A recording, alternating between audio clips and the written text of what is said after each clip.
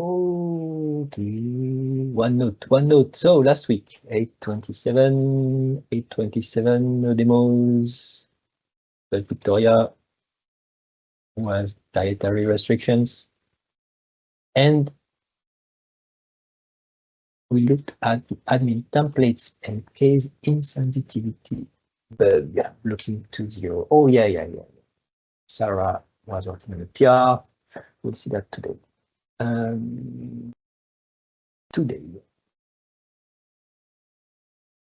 Today, September 3rd, 2024. We don't have any demos because why would we? Actually, we have. I want to show the new Orchard Dojo web page. So we have a demo. Yes, but it's rather an announcement. Okay, that will go into the demo. Fine. I would also have an announcement. So many demos.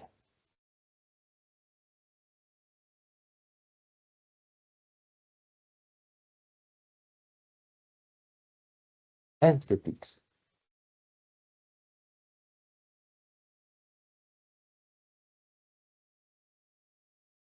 Maybe. 0. I would like to talk about harvest. How you say Zoltan? 2.0. I think we are pretty much ready for a release. Oh, okay.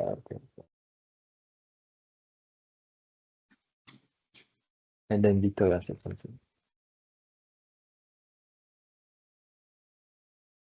Maybe.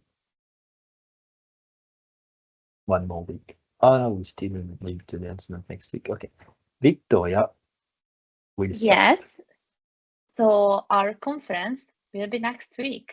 And as always, I still encourage you, if you haven't bought your tickets, that you can still buy it.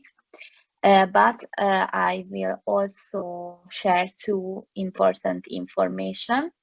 I will send links to the chat for both of them. So one of them is the Jean Thierry Community Award. For this award, you can still cast your votes. You will find a link in the GitHub discussion, what I have linked now to the chat. And you can vote for people who you think that added the most for the community, and we will do this every year, and you can see all the nominations, and all you have to do is cast your vote. And another thing is the panel discussion.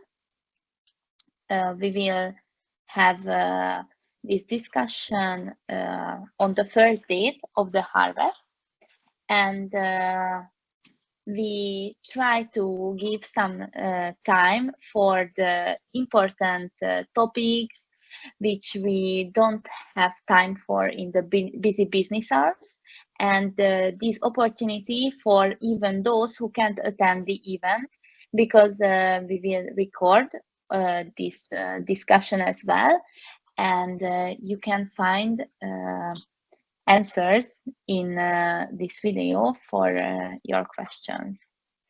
But also for those who will attend in person, they can ask questions in person as well. And one more short important information is that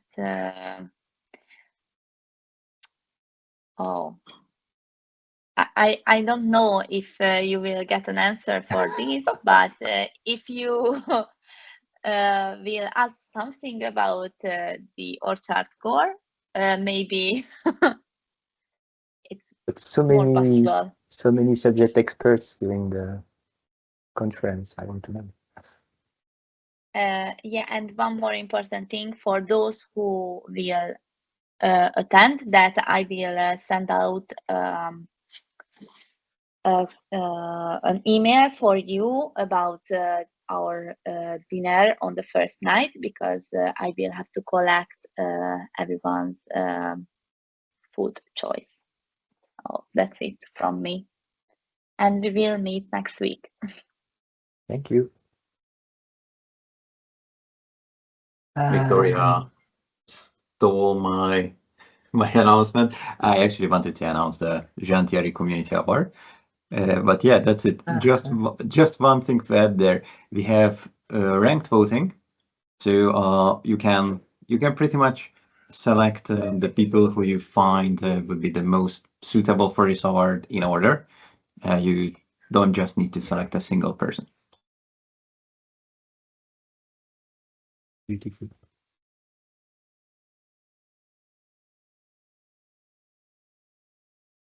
Okay, thank you. And so that were the topics. Next, the status, Orchard 1.0, some discussions between Matteo and Vivek about the enumeration field updates. Vivek is looking like the upgrades. The libraries, at least this one, updated into SQL. OrchardCore, what do we have? Watch everything. This one. And I can hide a bunches. Last week was 27. This one was the first one, fixed formatting. Just formatting to comply with the next 9 SDK. Fixed case insensitive dictionary problem. So we mentioned it last week, and the issue was identified, and now it's fixed. So it is that the dictionaries were not kept with a comparison of ordinal ignore case, because JSON.NET, so system text JSON, was overwriting these dictionaries instead of taking the existing ones. And it was doing so because we need this property to be set to use the existing one. And it was in the base options, but this property was not copied when we said copy it, or when we were faking some kind of copy, but not copying correctly. So now it's fixed. It's taking this property into account as expected. That's a fix. And the bug is no more. Beautiful. Then, not the title of the change, but this PR is changing something that was done there because it was breaking something else. Don't know exactly why, but it was an easy fix to stop calling the merge thing, but just copy directly the properties, because if we code merge, it's not just that is merged, it's also the converters and the type resolvers, and by doing that, we are erasing some type resolvers. So it's back to before with the correct thing that is copied and the code that is correctly taking into account the type info resolvers and the converter from the base options. So fix of the fix. Update CSS.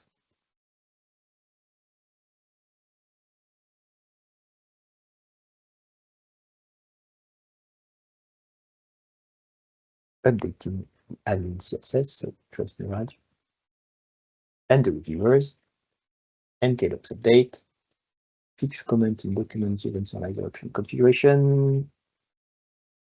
It's fixing a comment here. Yep. Okay. So use const when possible instead of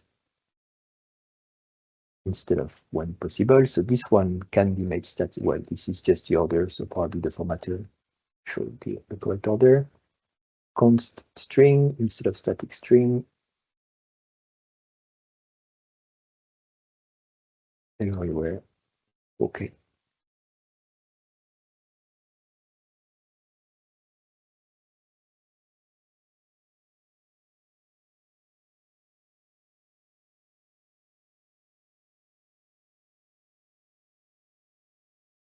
That's it with me. So refactoring, optimizing sitemap creation with patched content items. So someone had an issue saying they could not generate the sitemaps. It was mean out of memory exception. Because the sitemap is just loading all the content items that needs to be in the sitemap. So let's say pages. So if you have like hundreds of thousands of pages, then they will be all loaded to generate the sitemap. And so Mike changed the code to add skip and take arguments to the get content item, I think, and other sitemap sources that will have to load from database, such that it's doing, we can do paging from that. So now we don't have to load everything, we can just load a page of that. And then here, same thing. And when it's paging, not only is it paging, but here Mike is also creating a local session. Instead of resolving the one from the current scope, it's creating a new session and then disposing it such that all the items loaded by this session will be released and probably garbage collected when required automatically. This one is the one using the new arguments. And there is a default page of 500 items, but I believe it was, no, it's not configurable in this case. I didn't see that. Is it? It's not configurable. I thought I had mentioned that. So it's not configurable, it's 500 by 500. At least it won't break your site, even if you have a low memory. Just kind of refactoring, and same thing here using a local session. And then just passing the skip and take values if they are available, or 0 just to say ignore this value. Because skip 0 and take 0 will just be a no up in SQL. And then it was confirmed that it fixed the issue, so it was merged. Good. Then Mike tried to do some caching with the drivers and told me that it was not working, which surprised me. So I found a bug and fixed it. So example, we have an example. Oh, I put a test. Wow, I created some tests. I think it was the hardest part of the thing, actually, creating a test so we don't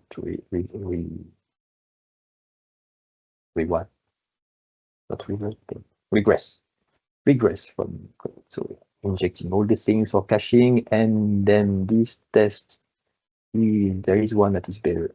There is one that is better. One that is creating driver. Okay. Something driver display. Okay, new driver, call display, returns the driver result, and then we are ensuring that the function which is inside is not called the initialize function which is inside here. You see initialize and the lambda. And the issue that Mike saw is that this lambda that is initializing the model was called even if we did cache on the driver, because you can call dot cache on a shape, any shape, including this driver result actually, that will return the shape or some shapes. You can cache the shapes from a driver result by providing an identifier, which is a bad identifier, provide a correct one, and by providing some metadata like expiration, tags, variations called context. Is that later? Oh, no, we don't see that in this repository. So yeah, so this is fixed, and the issue I will show you here. There is a lot of change, but just moving the methods just in a logical order. The main issue was that when you called initialize with a lambda, which can be an action or an async stuff. Whatever delegate you would put here, it would be creating calling initialize with the same, with another lambda, but this one here, this one here. So it will call into this lambda with the method here. So when the shape was created, it will be initialized all the time. And actually this method initializing should be passed as a different argument to the factory, just to say this is how you build the shape, and this is how you initialize or process the shape. We don't want to initialize the shape as soon as it is created. We want to first create a shape and then initialize it with all the properties coming from database, for instance. And this lambda here is only called when the shape is actually rendered. Right before it's rendered, it says, okay, we need to render it, so let's populate the data, model bind if you want, the shape with all the data, like doing database calls. And if it's not rendered because it's cached, so we have an empty shape, which is created, but not initialized because it's cached, so we don't need to initialize it. And that was the issue. The call here shouldn't be in the create async, it should be in the second option of the factory, or the third, which is the uninitialize, if you want, or on process, internally it's called. And so that was the issue, that was the bug. And the rest is just refactoring with random stuff related, like reorganizing, changing the comments because it didn't match exactly style. See, same thing here. This lambda was creating the shape and calling initialize. No, there is a lambda to say how to create the shape, and there is a lambda to say how to initialize. So this way we can do that in 2 steps: create the shape, and then, if necessary, initialize the shape. And I believe at some point, I didn't check the history, but at some point this must have been broken because that was the intent of this lambda. So probably some refactoring put the thing there, but it was not obvious that this was the second step. So now this is fixed and you can use that cache again. I don't think we have any driver doing that. The default ones. That's it. It will be great to have some kind of example about that in the docs or something, because currently it seems like it's hard to. Do we have one, Mike? Because you mentioned updating the doc. Or don't we have one? Might be not here.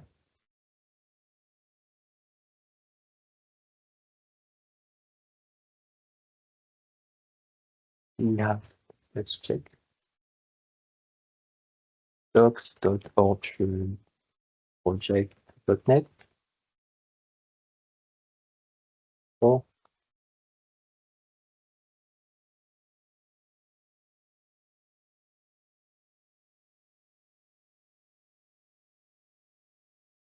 cache.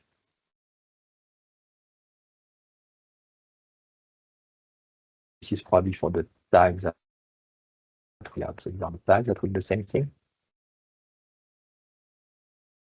And this is the .cache with the ID on shape metadata. And everything you see here is available also on the shape result. So that's the comment we could put, that the driver results have access to the same thing. We even have a video actually. Maybe it's actually over there, but maybe not. So this is for the tags like this, and reference to that notification driver might be helpful too, because that's where we use it. I think that's the only place we use it. Also, we do The next PR, you know, when I did the notification, we're using cache there. Okay, yeah. Okay, I will show then. Yeah. So these methods are the ones that are also available in the drivers shape result. But yeah, I think it's missing some things like what you will see, and I actually we have user we are missing something, like what is this user thing? We should document these context providers. Okay, note, you can find issues, say document context providers, shape results, and then we see some usage after that.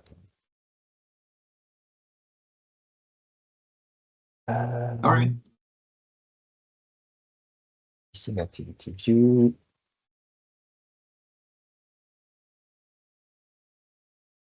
Or did I break something? I don't remember something. No, I don't think you broke it. I think it's that commit, whenever that missing activity was introduced wrong. Doesn't take shape view model, takes activity view model. Okay, so shape, because I said that because shape view model is related to driver base. Yeah. And the shape creation. Shape view model is a generic class that takes a model that implements iShape and a dot value that is the shape that you want to render. But we usually, when we do that, we can also usually use dynamically generated shapes.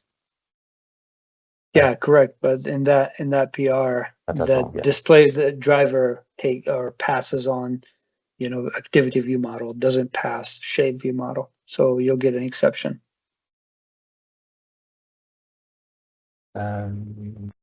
Cache top-unread notification in navbar for better performance. Yeah, this is so that's what that's why you made you asked. Yeah. So notifications, navbar, the driver. Where is the driver? Just to show. Drivers here. So as you can see here, there is the initialize. So the driver returns a shape that is of type user notification navbar. And it says, oh, let's return this UModel. And to populate this UModel, there is a delegate here that says model, this type. So the class will be of this type, user notification navbar model. This will be the shape itself. And this is doing some database stuff. Query, getting the first user, so getting all the notifications from database for the current user. So if we render that in the admin, Mike said that it was too slow because we do this query all the time, every rendering, and this can be cached. Because if there is no new notification, we don't need to reload from database. We can cache the result of the output per user. And this was invoked every time, even with the dot cache, which is here. So, oh, that's the one that was configurable. Now I'm confused. I'm no more confused. So this new property cache duration second lets user define how long this notification should be cached. There is a default. An hour. 1 hour. 1 hour, 60 times 60 seconds. So 1 hour, 1,600. By default, you can change it to 0 to say don't cache. So it says, if there is a value, call the shape result, which is this one, dot cache, which will return the same shape result, but update the cache options. And here there is something interesting. So that the ID, which is unique, that's a const somewhere, and options on the context. So add context to user, this thing. So first, and that's not documented because Mike didn't know about it. Mike created a new ID for each user and also a new tag for each user, but that's mandatory. And the new ID. And I said, no, you can use the same ID, but add a context, which says, oh, I will depend on the current user. And there are multiple contexts available like this, using the context provider, cache context provider. User is one, culture is one. So you would say that, oh, the result of this shape depends on each culture or each time zone or whatever you want. That is available as a context provider, which is just another extensibility interface. So here, user will just trigger the user context, whatever, provider to just say, okay, every entry in the cache needs to vary by the current user. And this way, you don't have to generate different IDs or know which value to use for the user. So And that's the same thing as in the documentation I just mentioned here. You see the vary by user. And this is the same exact string. Like the context provider will just vary by each value of the cached entry to write by the user value option.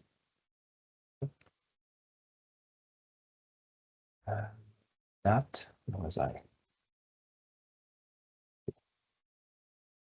expire after expiration, and then there is a common tag to every entry if someone wants to create a feature to remove all the entries, all these cache entries. And then one specific with the username, because we know that it's varying by username. And that makes me think that we might want to have the same kind of feature like add tags tag context, just to say, or maybe the tag should take the context into account. And so when we remove the thing, I'm thinking with the after the expiry, I'm wondering if we should have, or it's a good idea to even add sliding time. So if the user is constantly on the website and refreshing the page over and over and over, it's not exactly 1 hour. So maybe just keep it going. You could have it smaller value than 1 hour, but sliding such that it keeps alive as the user is using it, as long as you have the code to keep it fresh, such that if there is a new notification, you also remove it, or if there is a, you see, or if something changed, you remove it. You can keep it, you can keep the fresh value in memory and reuse it with the sliding if you update it yourself. Which we do in this case. Yeah. And then just forget about it by having a duration which is smaller if there is no activity.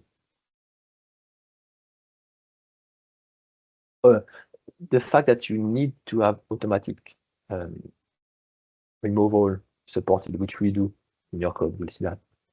If you use sliding is because if you don't and use sliding, you could keep a stale value in cache forever. If someone keeps doing F5 every 10 seconds, or you cache something that is refreshed every 10 seconds, you will keep that in memory, which might be good, but only if you also purge the values by yourself when there is a change. If you expect to just cache for 1 hour and then after 1 hour refresh, because you are like, it's fine to have a stale value for 1 hour, as long as it is refreshed after 1 hour, you can't have it sliding because it will never be refreshed. But you have the code to do that. We'll see that. Yeah, I mean, in this case, it doesn't matter, but because it's fair to execute that query even if we don't have to every hour, because that's what it's doing right now. If we don't clear it after 1 hour, we're gonna fetch again. But I thought maybe sliding would have been a better option. Yeah, sliding with a smaller value would be interesting. Mm-hmm. Because this way, if the user doesn't do anything for 10 minutes, you can say maybe he's gone, so let's remove that. And if it comes back in 10 minutes, okay, now let's do a query again. But at the same time, if the user is active 5 hours and doesn't do any notification, then you won't have to pay for a new query for these 5 hours. So it depends. Yeah, I'm wondering if we should think about maybe or change this instead of with expiry 1 hour, make the default 15 minutes and just use the sliding 15 minutes. And this way, we don't have to keep the cache for longer time than needed. Maybe, and this is configurable. So this should be configured to the average usage of the website by user. So if we say a user uses it by 30 minutes, just slide by 30 minutes, and then after 30 minutes of non-activity, let's remove it. If we say it's 1 hour, so it depends on each website, right? And if I think don't we have a timeout on the user for 15 minutes of the inactive session by default? Maybe the cookie authentication does that. Yeah, but that's the only management. thing. Yeah. It will still cache in memory because it's not tied to the authentication. Yeah, I know. I'm just saying if the user times out in 15 minutes anyway, maybe it's a good idea just to clear the cache too at the same time. So I'm thinking maybe 15 minutes default and then remove the expiry and just make it sliding. I think that's a better choice in this case. Defaults, we don't know. Depends also on the number of users. If you have so many users, maybe you don't want to keep things in memory. Right. Well, by default, we'll put a value like over 15 minutes. But then if someone wants to change it by any means, they can do that. Who cares? Yeah, whatever is big for user cache. Yeah. And then, so these tags here, they are used like this. When a new notification is sent, then it says, let's remove all the cache entries for this user. There should be one, but that's the time.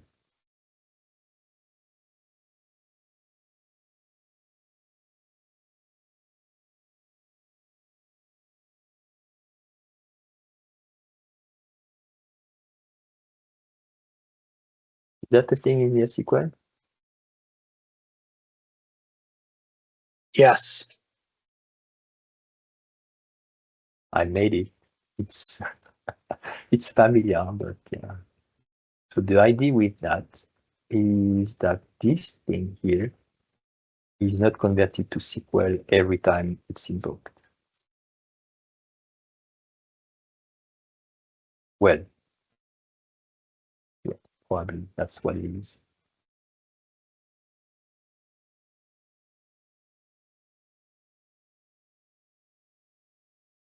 It is connected to SQL probably every time. I'm not sure because it's written in expression. I don't remember exactly.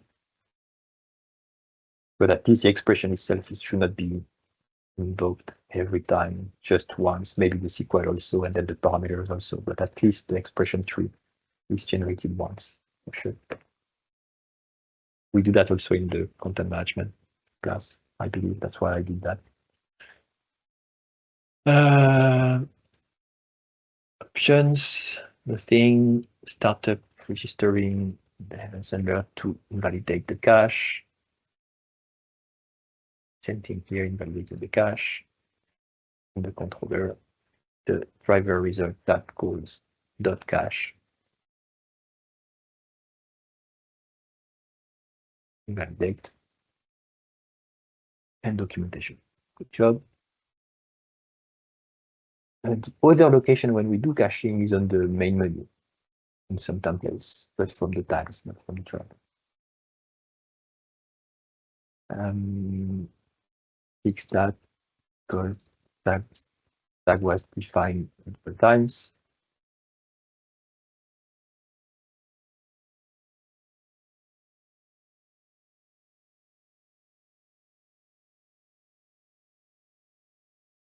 Git-blame-ignore-revs was missing a commit. I thought the file completely was missing, but no, it was there. It was missing my commit, so I did that. And refactoring this one because some people are using this service directly in their own component, not just used by the user's module. And they need to mock it. So now there is an interface. Data sync to data sync. Oh, there is more changes. Static value task from result. This is not this one, but this one, this is an old thing. And value task was when we supported probably 6 or .NET 5. Now in .NET 8, at least we have the value task from results, which we can use everywhere. This is done, right? And then change the INavigationProvider. I wanted to say, do we already need to? But Zoltan said, yeah, okay. So I can't say anything. So this one, because very few, maybe just one implementation returns an actual async code.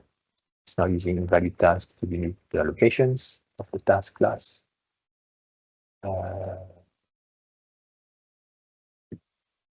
Yeah, it's kind of a textbook example of where value task brings the most value.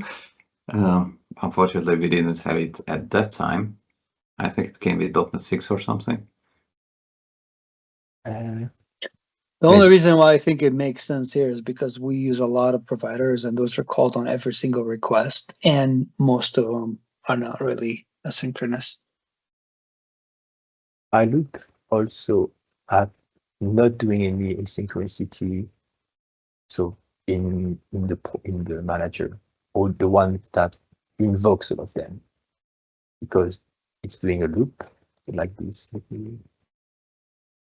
Is it a manager actually? No, this is a custom one that is wrapping something else here. But here where there is an async, so there is an await somewhere.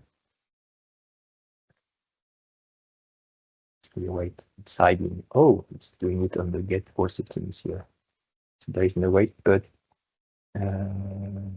yeah, so this thing is probably async on startup, not after. So that's interesting. Maybe we could check actually if it needs to be awaited. It probably does not need to. But I look into the, which one was it?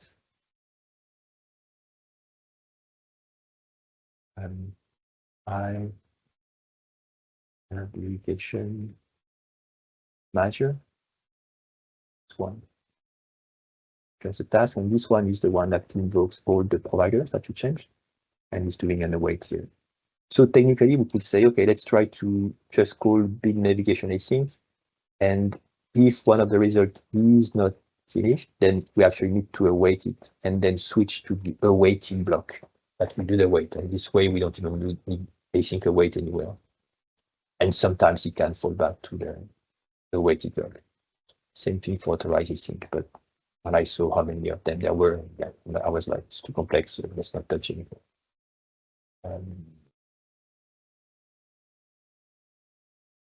I think I mentioned that a few weeks ago.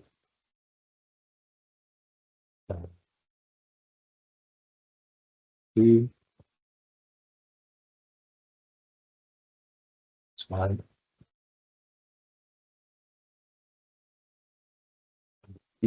I think you mentioned it, which was related to the display driver. Can something? No, yeah, something like that. You see here, this example, evaluate here is doing from evaluate. If it's completed successfully, and if the one is completed successfully, it will just as the result. There is no async await. But if it's not the case, then we actually await, call await here, return awaited, which does async wait. So this would go in this call with the generated code for the async await, only if we actually do some asynchronous stuff. So this is done on two property. We can also do that on one property, and it can also be done in a loop. I have some examples with a loop. This was done by Marco initially. An example with the if statement, probably. It'll be interested if the complexity Maybe with the results, if there's some sort of metrics to show, yeah. hey, how much improvement. Benchmarking, yeah. Yeah. So, I don't have an example with also some for statement, maybe a bit, but yeah, if you have a loop, it's more complex because you have to reprocess all the items. As soon as you find one in the loop that has to be awaited, you need to, you can't just, yeah, you could just say, okay, now await all the next ones. That's weird. That's doable. But then you need a for loop and not a for loop. That's doable. But yeah, that's very niche chain. And as you mentioned, if it's not proven to be more efficient measurably, then there is no point in making the code more complex. And that's not something the compiler can do because it doesn't know that we need to iterate over that and what do we need to await correctly or not await correctly, but it's just not doable automatically. Okay. Webpack update by dependable. That's weird. Let's take it. GraphQL, the same thing. Webpack, different files. Remove tenant list from OpenID scopes. So this one has been lingering there for so long. So before this PR, if you go to add a scope, you'll see a list of all the tenants, and you can pick and choose which tenant you want. Just kind of, it's not a security thing, but you just can't have that information. I don't think if you're a SaaS owner, you're like, what the heck is this? So after a discussion with Kevin, this was the path of the least resistant, which basically what I did here is I removed the pick list and we made it a text box.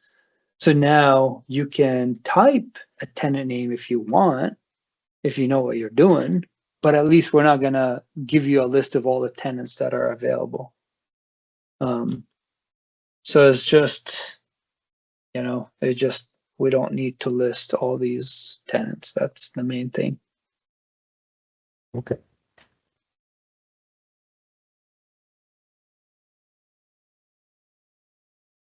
Did we talk about showing the list if you're on the default tenant?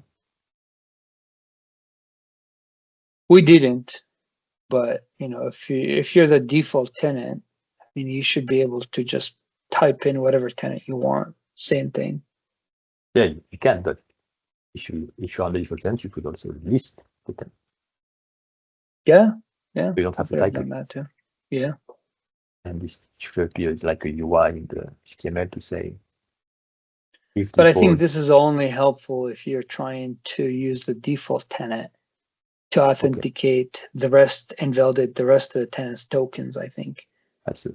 So you think that this one is actually used by each tenant, so there is no point in ending the default one, because most of the time it's not done in other default tenant. Yeah, this is mainly for the validation feature. Okay.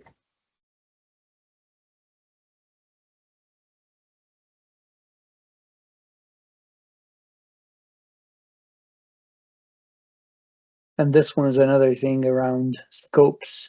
So by default, you know, OpenID has default scopes that it kind of provide out of the box.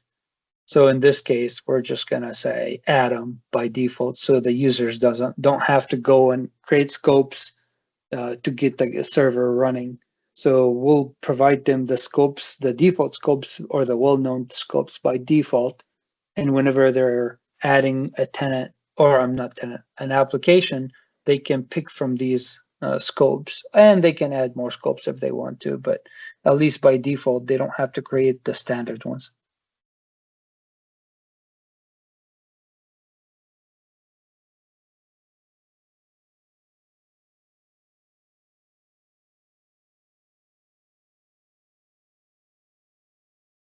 Okay.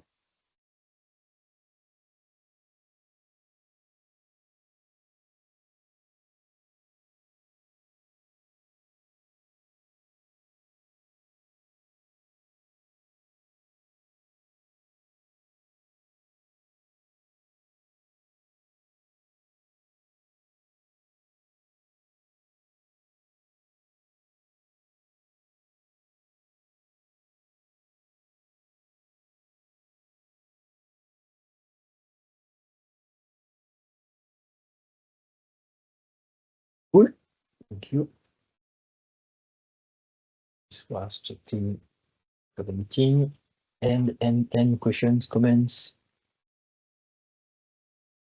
requests, issues. I think we need to do. Is there a reason why we can't release? You? I mean, is there? I'm not an issue.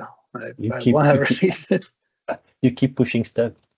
Well, sure, yeah. You keep it open. We're going to continue to push. We're not going to stop working. But you know, we need to cut off time where we can just ship it. The last thing was the ignore case templates that's been fixed. Yeah, and that's what I was thinking too. So release to zero. Zoltan? I think we are ready to release. Okay. We'll work Translation on it. update. And I think we're gonna also release the 1.8.4 at the same time too. Just if should we talk someone about isn't it? Ready. Did someone comment on my comment? Was it? I don't know. It's a closed issue on my client. It's a closed issue with the batching on the sitemap. You know, write it there. Did I comment there? Where did I comment on that? I saw a comment on the PR. I think The it's PR? on the PR. Yeah, maybe. Click on that PR and see. I don't know why. Yeah. So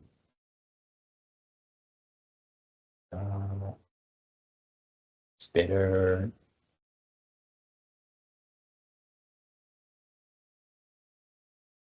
Oh, I didn't see that. So Mike said regarding branch rights.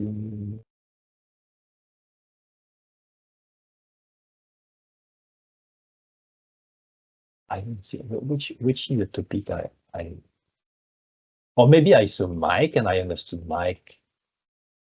Like Mike wanted to ship to batch 183. So my comment was, so someone, what I understood was maybe wrongly, someone wanted to have this fix in release in 184, even though we are soon to release a 2.0. And then we should not ship new versions when transitive dependency available. Oh, no. Someone said that. Oh, yeah, sorry. I should read my comment before commenting on my comment. Oh, new gets that are marked as security risk. Okay. It seems there are, regarding 183, there are some new gets marked as security risk. Okay, that was my comment about. When should we update our releases if there is a new get package that has vulnerabilities? We should not ship new versions when transitive dependencies have vulnerabilities. So the issue being that, for instance, let's say regular expressions points to an old ASN1 package, which is now vulnerable. Should we ship a new Orchard because some of the transitively dependent packages are vulnerable? When we ship, ensure that, okay, not ship when there is a new detected vulnerability in a dependent package, but when we ship, we should use the latest at least. Okay, but that is kind of obvious. And now that is automated with dependent bot, so we are sure that we are getting the latest. At least direct dependency. If you detect a dependency as a vulnerability, then you can update it from your reference to PC. Yes, so customers, users of OrchardCore, if in their process find that there is they have a dependency, Orchard has a dependency that is vulnerable, they can update it and they should update it. They can say in their own project, don't use the default one, pick this version that is safe. This way, they don't have to wait for us to ship a new version with this fix. They don't have to wait for us, and we don't have to ship because some people are waiting for us. The other advantage is that you don't have to wait for us. But I mean, that's my personal opinion based on experience and what we do in ASP.NET Core. And even in the .NET, I think that I mentioned that in the .NET repositories, the recommendation is to not update the frameworks, ASP.NET and runtime, if a transitive dependency has a vulnerability. It's up to the end user to update the transitive dependency. If there are direct dependencies with vulnerabilities, that might be a different stance, but we don't have to still update. And I was saying maybe we should describe when we ship because of other packages. Example, if tomorrow ImageSharp has a vulnerability, it has been the case by the past, do we ship a new one, or do we just tell every user to say, oh, every user will have the warning also with the new get, and they can just update it on their side. We don't have to update it. We can just wait for the next release. I don't disagree with you on what you just said. The reason why I said we should in release 1.4, not because of security.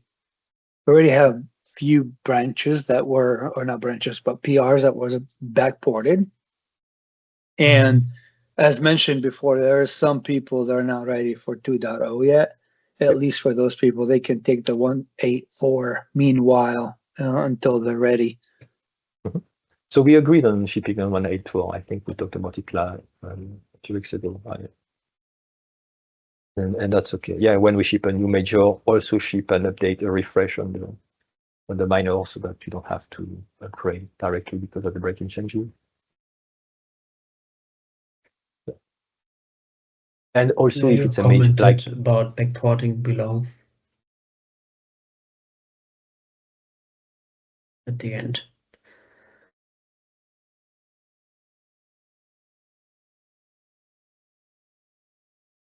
Further down. there is always more. Yeah. Comment. Oh, I also commented. Okay, I also commented about backporting this feature. Yeah. Okay, there is the transitive dependency, and then there is the fact that at what point do we start backporting every PR? And same thing, the stance in .NET ASP.NET Core is like it's backported if there is a security vulnerability that we need to fix, obviously, a critical bug, a feature can't be used reasonably, and regressions. And this here, it could be said like it's a critical bug because the feature sitemap can't be used, not all the time, but in specific context, you can't use it because if you have too many content items. So somehow it's a critical bug.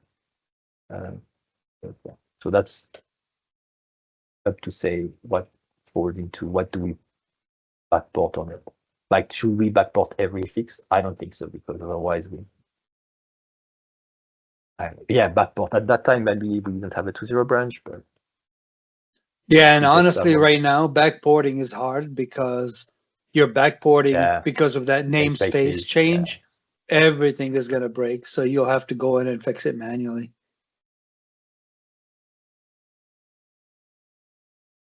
Also, you tried the bot and say, nope, can't do it. Yep, I had to do that. I backported it, but I had to do it manually. Oh, you did it finish eventually? Yeah, I did it, but I did it manually because for two reasons. One of them, this branch uses a higher version of YesSQL, which has that new feature of no tracking. So when you backport it, that feature doesn't exist. So you have to detach the records. So it's probably another reason why we don't need to do that. Okay. So yeah, I think the summary for me to comment is that, that would be great if we could write a doc about that we agree when we backport something, when we do a release, like when we don't do a release, when there is a vulnerability in a dependency package, and what are the rules for having something to be backported, so we don't have to think much about it. Not that we did think much about it, but it made me think about, when should we actually backport something? And honestly, if it didn't work, I would have just asked Mike to just do the PR for the backport. Because you fix their problem and you fix the backport. No problem. I'm not sure you had the problem, but you did all the work. Okay. I'm not sure why I mentioned that. So release 2.0, 184. Yes, because you asked. Yeah, let's release 184 also. But for 2.0 in the branch, we need the translation package from Cloudsmith to verify everything is working. And then when we decide to ship, then ship the translation package and update. Yeah, I pinged Antoine. I think I don't know if he got but I think he's the one that releases the translation packages, correct? It doesn't have to be Antoine. I mean, I don't know who does. It's a new one. I think last time you did it, maybe. No, I didn't. I actually never. I don't even think I have access to that. I don't know. I never did it though. So, and that's exactly the same thing. So that's pretty. So today there is already a crowding package. So today the first thing to do without any action from anyone on the 2.0 branch is to update the package to point to the crowding version and ensure everything is working. The UI is working and the new string, one new string is found and is shown correctly in the UI. And once we have validated the package is fine, then we ship the package here on NuGet by doing a new release. See, and we tag 200, and these packages will be on NuGet. And then when they are on NuGet, we can go back in the release 2, and instead of pointing to Cloudsmith, we point again to the new 200 translations, and you can ship like that.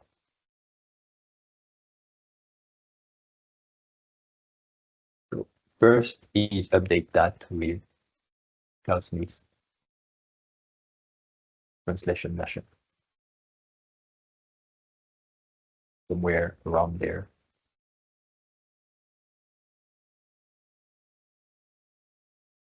All the 3 packages very good to remember. And the NuGet file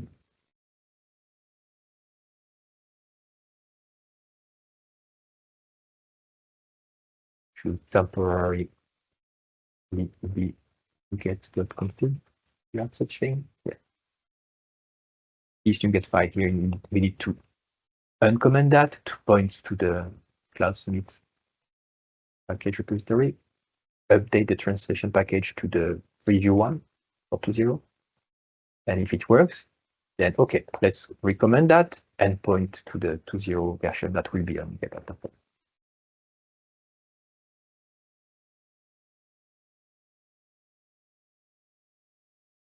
Okay, that's it. I just put a PR for that sliding. If you look at it, we'll also take that into 2 instead of using a fixed expiry. Probably a better idea.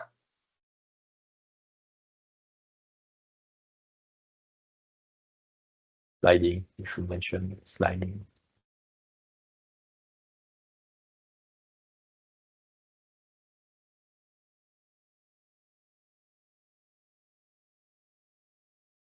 That one.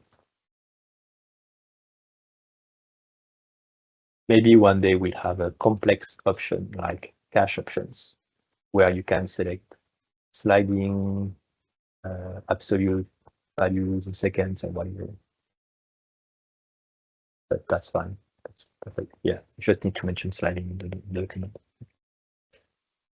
Otherwise, we won't know, and people won't understand why is it not. They will keep hitting F5 and say, "Oh, it's not refreshing." Yeah, stop hitting F5. Sliding. Good. See you on Thursday. All right, sounds good. Thank you. Thanks, everyone.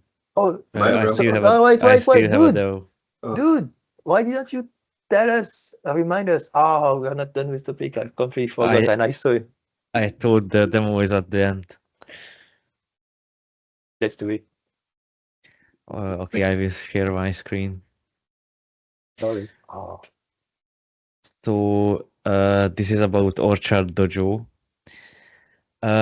This site was older than Lombiq.com actually. It was more than 10 years old. Orchard Dojo is about learning Orchard code and providing learning material and tutorials. So this is rather an announcement than a demo. It's the part of the multi-tenant website that Lombiq.com runs on. And it, as you can see, it has a new design and new content, but the content from the old website is migrated too. We have a new contact us page. It's more refined and more responsive. We also migrated the blog posts from the old site, and same with Lombiq.com. We used the Lombiq helpful extensions module and use this Orchard one recipe migration feature. Of course, this can be used for multiple content types, but we used it for the blog post itself. So we migrated all the blog posts, and there will be a case study about this migration of Orchard Dojo from Orchard 1 to OrchardCore, and in the future we will migrate more of the Lombiq sites. We still have the the modules and the topics from the old site, but as you can see, it's fancier now and it's more ordered. But every learning material is migrated from the old site.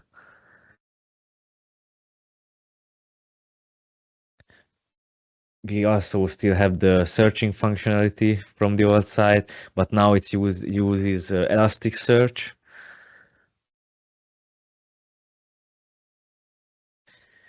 And yeah, basically that's it. Zoltán, do you have anything to add to this? Nope. All right then. Very nice. Makes me think that it would have been great to have like some dojo course at the harvest. Maybe some people would have been interesting, like a half day or full day of training. But for legal reasons, at least it would be hard. Yeah, that would be a big no-no. Cool, thanks. Labosh and everyone. See you on Thursday. Bye-bye. See you. Thank Bye-bye. you. Bye. Thank Bye, you. everyone. All right.